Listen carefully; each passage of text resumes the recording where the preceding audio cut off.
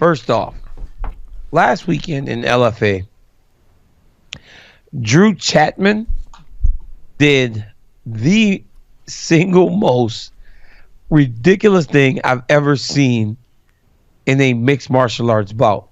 And I know the guy that manages him. His name is Jervis Cole. And Jervis texted me and he goes, he called me and he goes, man, you remember my guy, the heavyweight? And I go, yeah. He goes, he knocks his guy out tonight, and he goes, he steps on his back and does a front flip. And I'm laying in bed and I'm tired. I'm like, man, whatever. I don't pay much attention to it. The next day I get on the internet and it's everywhere. The guy falls, hits Drew's knee, knocks him out. He stands up on his back and does a front flip and got himself disqualified, I think. Well, he didn't even stand up on his back. He stood up behind him and did a little bunny hop onto the guy's back and then did a front flip. So I thought, when I first read it, I thought, he probably like maybe stepped onto him or maybe was already on him. He stood behind him, bunny hopped onto him, and then did a front flip. And the hardest part, I had to watch that fucking thing 20 times to figure out how he knocked the guy out because you couldn't figure it out. Like the guy hit his knee. It's not like he landed. You know what's the craziest thing about that? It's not like he landed this absolutely demoralizing knockout. He was getting taken down. The guy falls on his face to get knocked out. Yeah. All he did was he was lying on his back with his knees up in the air. The guy goes to do like a,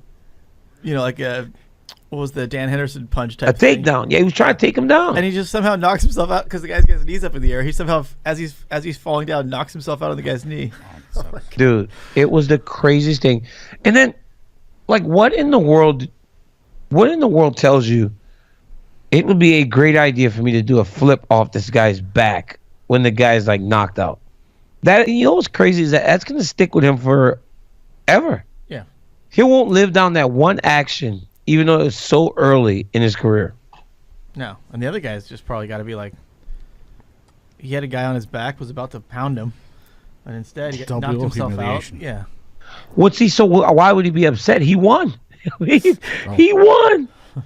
By losing, he actually won. So which will stick with which guy longer? Being the guy that did a backflip off a guy's back or the guy that had someone do a backflip off his back after he knocked himself out on the guy's knee?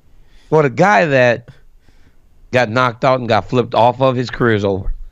He can retire undefeated. If that was his only fight, he can retire undefeated because he can't really go anywhere. Because if anybody puts two and two together and realizes you're the guy that got a flip done off of your back after you were knocked out, I would not want to. I would feel uncomfortable being in the same area as him if people realize who he was, because they'll make fun of him. And people are mean and they're nasty. And it would be horrible. I mean, look at me. I'm making fun of him right now. I don't even know him. I'm making fun of him. There's probably if he's in a bar right now, there's probably someone who just dove on their back hoping they get in a fight. Like, come on, dude, you can kick my ass. Yeah, he's the only guy. Jump on me. Everyone pulls guard in the street fight. Come on, come down here. Come on, let's do this. Sometimes people pull guard to evade punishment against this guy. Yeah. They pull guard hoping to earn a knockout. Like, how did he fall into? Like, what?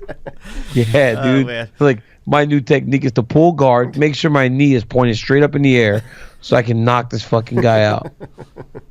But how lucky do you have to be for that to even happen, though? I don't know.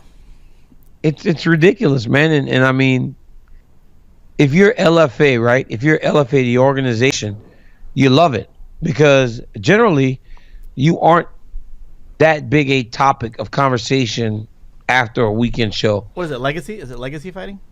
Legacy, yeah. But this week, I mean, today, LFA was everywhere, so it was massive for the organization.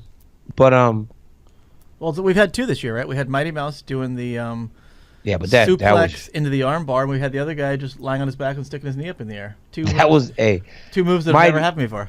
Mighty Mouse's technique, though, Mighty Mouse's move and technique was just flawless. I mean, yeah, that doesn't happen, and for him to do that was crazy. It was beautiful, but that guy just got flat out lucky, and then he goes and ruins it. It's like God gave you a gift, right? Like, here you go, bud.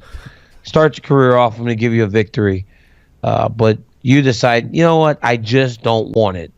somebody give it back by doing a freaking front flip. And then he just falls, right? He's not even landed the fucking land the finish. If you're going to do this front flip, land on your feet.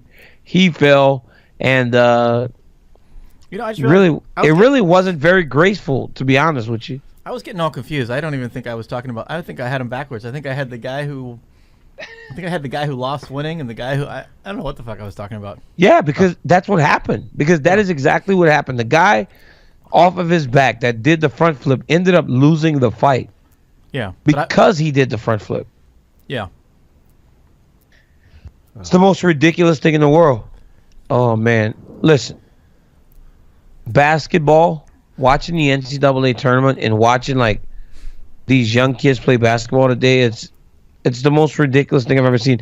I remember in college when I watched basketball, like you could tell the difference between college and professional, right? Now some of these dudes that play college basketball, you're like, okay, this dude is a pro playing against college level kids, and it's just kind of unfair. There was a big dude last night playing with Kansas. I don't know his name, man, but he's as big as Joel Embiid. He is as big as Joel Embiid. I hadn't seen playing college basketball. That Newman kid was pretty awesome on Kansas. Yeah. Hey, that dude was the best. But that was I'm talking about, like that dude's a pro player playing in college. I had this theory, which I made a logo for, called the 30. What was it called? 30-second. Hey, have you seen what's his name? Zion Williamson? Have you seen that dude? Yeah, From crazy off the backboard between the legs today. Yeah. Have you seen that dude though, man? Like what? Where the fuck did this kid come from? He was I want to say South Carolina. But like where? Like when did 17-year-olds become like this? I don't know. When? Not an actual state, you mean? Yeah, like when did 17-year-old kids start? Social media. Dude, they're massive. Social media. They're massive. That's where their popularity grows, and that dude's got a ton of followers. Dude, he is so big though. I remember when LeBron came out of high school, it was like, oh, it's unheard of that a guy could be 6'7", 235 pounds. This dude's got to be almost 300 pounds. He's so big. Yeah, he's a little shorter, right? He's like 6'5" or something. But he's like Charles Barkley. He's athletic. So big and athletic and explosive, man. Hey, this is one thing I want to ask you guys about. So, in basketball, in college athletics, I know I'm kind of going off topic because my mind kind of wanders. But let me ask you this question. Last week was the NCAA wrestling tournament. And freshmen now today are winning the national championships. And freshmen in college now are more mature and more ready to make an impact right now. And they're not redshirting anymore. You guys know what a red shirt is, right? Yep. Yeah, injury. They see, Julio just said injury. That's not necessarily the truth, but a lot of times people redshirted because of injury or because they just weren't ready. Now kids are just ready because they don't have to redshirt because they're getting held back in high school or middle school. What are your thoughts on that deal? Like, So they're coming in a year older?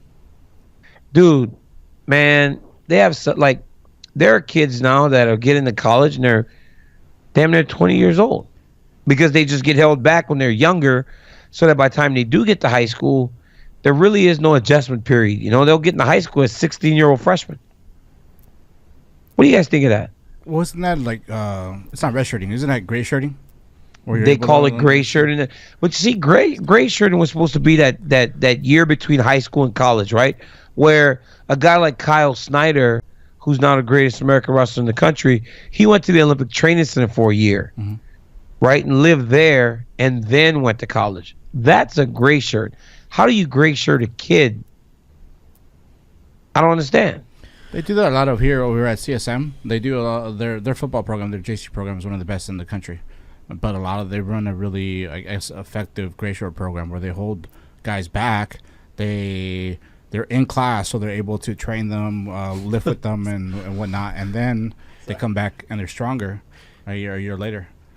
What are you laughing for, Nick? You don't agree? You think this is crazy, don't you? I'm just laughing at Dennis. Dennis is like, what the fuck are they talking about? I mean, it's a real thing, though, Dennis. Oh, yeah. Like, Dennis, you have He has a plaid shirt on. You have Or checker shirt. 15-year-old kids in 8th grade. I remember when I went to high school, I was turning 14. I was just about to be 14 years old. In junior high, they were driving to school, Yeah, high you get a- school. you But get that was a- because they were bad kids. You get a buddy that's driving right out of the start. That's cool. You see, and before that's what being held back was tied to, right? Like you being a bad kid or you not being able to get the grades. Some of these kids are really smart and they're doing it just for sport. Wow. I know. I know the kids I went to did not do it for sport. Hey, I told Selena, I said, hey, with Daniel, we may need to look at doing this because everyone's doing it. She goes, but what about his academics? She goes, the only reason he would ever be held back is just for his wrestling or just for his sport. Is it worth it? But does it put him at a disadvantage going into high school as a freshman at 14 when he could be potentially getting in there with 16-year-old freshmen? I don't know.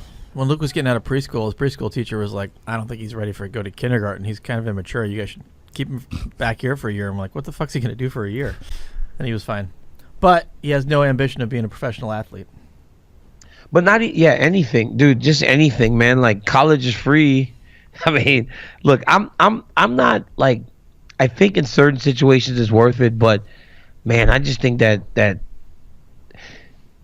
I don't know. I just think if it's gonna be done, I think it has to be done really young. Because imagine Nick and I, we're in 7th grade, and I stay back for wrestling. You go to 8th grade. I would be left behind, and all you guys would go off to high school a year before. You know, it's kind of a tricky deal. Octagon News.